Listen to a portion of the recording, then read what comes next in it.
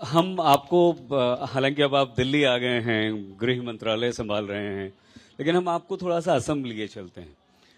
असम की नैसर्गिक सुंदरता और वहाँ की टोपोग्राफी, ये हमारे देश से बड़ी विडंबना है कि हम हमेशा से उत्तर पूर्व के राज्यों को अपने देश के अन्य हिस्सों से कटा हुआ मानते हैं और उसे अपने जैसे हम मध्य भारत में हैं, उत्तर भारत में हैं, दक्षिण भारत में हैं, पश्चिम भारत में, उससे थोड़ा सा उत्तर पूर्व को हम अलग कर लेकर चलते थे।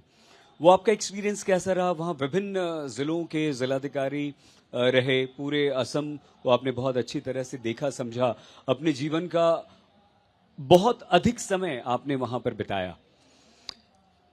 वहां की सभ्यता, वहां की संस्कृति का आपके मन मस्तिष्क पर क्या प्रभाव पड़ा?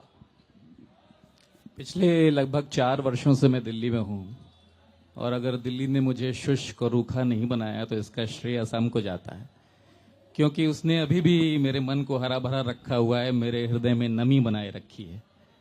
और लगभग 20 वर्षों का कार्यकाल मैंने असम में बिताया।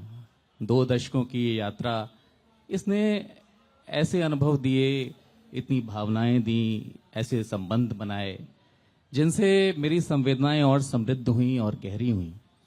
तो उनका प्रभाव मेरे जीवन पर और मेरे सृजन दोनों पर पड़ा। सर, और जहां तक आपने पहले एक प्रश्न पूछा था कि क्या ऐसा होता है कि काम की वजह से आपकी साहित्य रचना बैक सीट ले लेती, जी, तो कर्तव्य को तो प्राथमिकता देनी पड़ेगी और देनी भी चाहिए, क्योंकि कविता या सृजन तो सिर्फ मुझसे जुड़ा है, कर्तव्य किसी और से भी जुड़ा है और इस वजह से कर्तव्य की प्राथमिकता रहती है।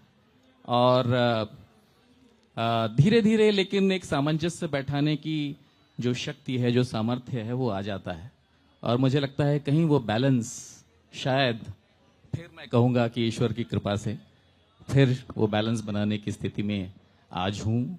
और जहाँ तक अपने कुर्सी के दायित्व का प्रश्न है, उसमें भी किसी भी तरह की गफलत ना हो, ये कोशिश करता हूँ और जहाँ तक हो अपनी सृजन यात्रा को भी आगे बढ़ाए, अनवरत रखने का प्रयास करता हूँ। आपने सिर्फ अंग्रेजी में लिखा या अधिक अंग्रेजी में लिखा? हिंदी की तरफ आपका रुझान क्यों नहीं हुआ? ये वही पिताजी वाली बात रही, घर परिवार का जो माहौल था वो रहा, या ये अंग्रेजी से अधिक लगाव क्यों?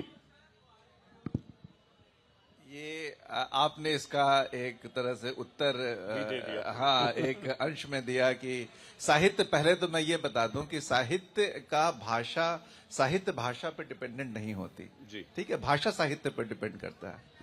तो अगर आप साहित्यकार हैं और आपके अंदर जो इमोशंस हैं, आपके अंदर जो भावना है, वो संवेदनशीलता है, वो बस एक माध्यम ढूंढती है अपने आप को अभिव्यक्त करने का। अब वो माध्यम हिंदी हो, अंग्रेजी हो, या इंडिया तो डाइवर्स कंट्री है, यहाँ विभिन्नता का देश है और यहाँ पर तो आप जानते हैं कितनी सारी भाषाएं हैं। तमिल लिटरेचर है, बांग्ला लिटरेचर है और सारे लिटरेचर की विधाएं जो हैं उतना ही अच्छा कर रही हैं, उतनी ही लोकप्रिय हैं। तो पहले तो ये कि साहित्य जो है भाषा पर निर्भर नहीं रहती है।